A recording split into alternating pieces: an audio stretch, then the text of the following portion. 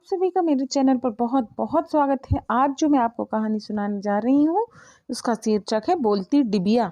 कहानी शुरू करने से पहले मेरी आपसे प्रार्थना है, प्लीज़ मेरे चैनल को लाइक शेयर एंड सब्सक्राइब करें प्लीज़। तो चलिए शुरू करते हैं आज की कहानी। भरतपुर का एक राजा था। उसकी अनेक रानियां और राजकुमार थे। छोटी रानी सबसे सुंदर थी। उसका बेटा रौनक सिंह था। वह बड़ा आलसी और जिद्दी था। बड़ी रानी का भी एक बेटा था। उसका नाम विक्रम सिंह था। वह बड़ा ही समझदार और मेहनती था। राजा उसे ही सबसे अधिक चाहता था। छोटी रानी इस बात पर जलती थी। वह अपने बेटे को राजा की नजरों में चढ़ाने की कोशिश करती, लेकिन सफल नहीं हो पाती। वह राजा के बाद अपने ही बेटे को राजा बनवाना चाहती थी, लेकिन राजा की नजरों में विक्रम सिंह था। छोटी रानी ने चाल चली। एक लालची मंत्री को ढेर सारा धन दिया, उसे अपनी तरफ मिला लिया। मंत्री ने राजा को सलाह दी कि अनुभव लेने के लिए सभी राजकुमारों को दूर दूर भेज दिया जाए, इससे उनकी बुद्धि की भी परीक्षा हो जाएगी। राजा को बात माननी पड़ी। रौनक सिंह को छोटा होने के कारण रोक लिया गया। विक्रम सिंह और बाकी राजकुमारों को उदास मन से राजा ने विदा किया। सभी अपने अपने साथियों, घोड़ों और सामान के साथ निकल पड़े। विक्रम सिंह अपने गुरु जटाधारी से मिलना ना भूला। उन्हीं से वह तीरंदाजी सीखता था। गुरु ने उसे एक डिबिया दी और कहा, जब भी कोई कठिनाई आए तुम इसे अपने कान पर रख दो। 2 बार खिलाना, इसमें से मेरी आवाज आएगी। जैसा कहूँ वैसा करना, तुम्हें सफलता अवश्य मिलेगी। विक्रम सिंह अपने साथियों के साथ चल दिया। काफी दूर जाने के बाद वह एक बीहड़ जंगल में पड़ा। शाम हो चली थी। जंगल में तरह तरह की डरावनी आवाजें आ रही थीं। विक्रम सिंह और उसके साथी ध्यान से आगे बढ़ते रहे। रास्ता सूझे इसीलिए मसाले जला ली थी। थोड़ी दूर पर उन्हें बड़ा सा पेड़ मिला। सभी थककर चूर थे। आराम करने के लिए वहां रुक गए। घोड़े बांधकर सभी सो गए। विक्रम सिंह को नींद नहीं आ रही थी। उसे कुछ अजीब अजीब लग रहा था। बहुत दूर से कुछ आवाजें भी आ रही थी। उसने डिबिया को निकालकर 2 बार हिलाया। गुरु की आवाज आई, विक्रम सिंह, तुम पर बड़ी भारी विपत्ति आने वाली है। थोड़ी ही देर में यहाँ बुरी आत्माएं आएंगी। वे संख्या में बहुत ज्यादा है। जितनी जल्दी हो तुम पूर्व दिशा में भाग निकलो। वहां तालाब के पास आश्रम में एक बुढ़िया मिलेगी। वह महान आत्मा है। विक्रम सिंह ने सभी को तुरंत जगाया। अपने अपने घोड़े कौले सभी भाग निकले।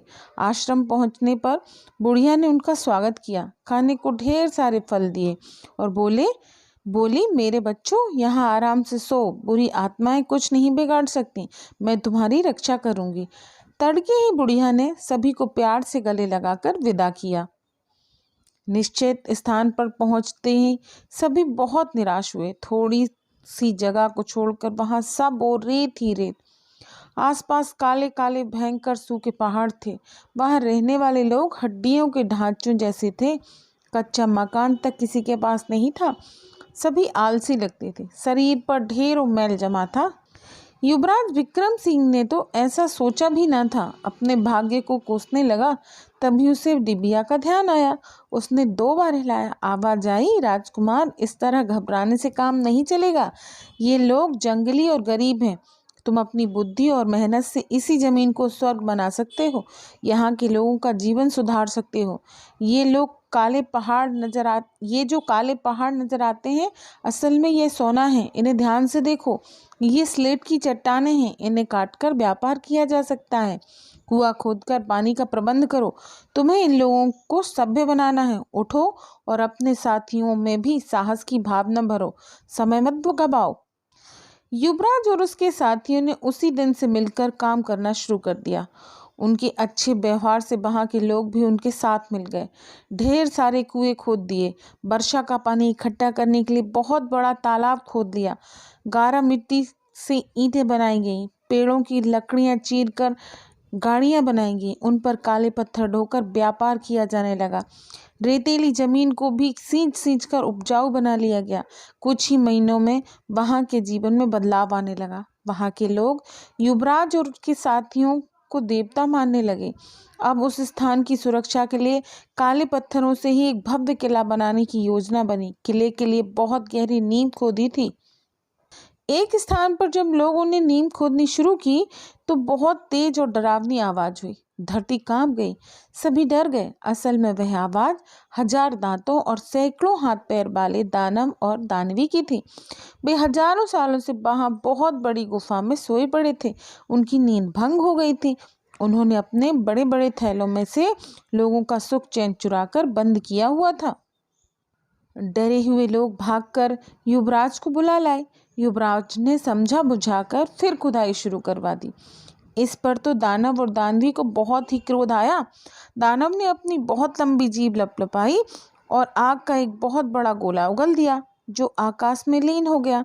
सभी फिर डर गए। युवराज ने साहस दिलाने की कोशिश की लेकिन कोई नहीं माना। सब भाग गए।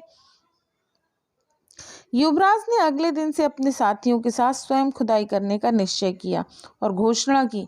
दानव ने दानवी से कहा, अब हमारी दाल नहीं गलेगी। युवराज बुद्धिमान, निडर और मेहनती है। अब हमें कोई और ठिकाना ढूंढना चाहिए। रात में ही भाग चलती हैं।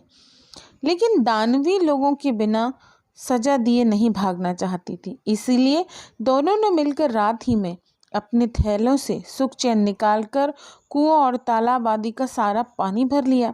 बड़ी बड़ी पीठों पर लाद कर चले गए। दानवों ने सभी भयंकर फूंक से बादलों को भी उड़ा दिया।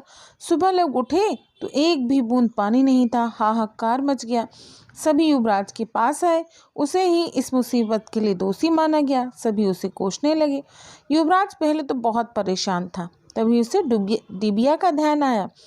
उसने डिबिया को हिलाया। उसमें से आवाज आई, युवराज, यह करतूत भयंकर दानव और दानवी की है।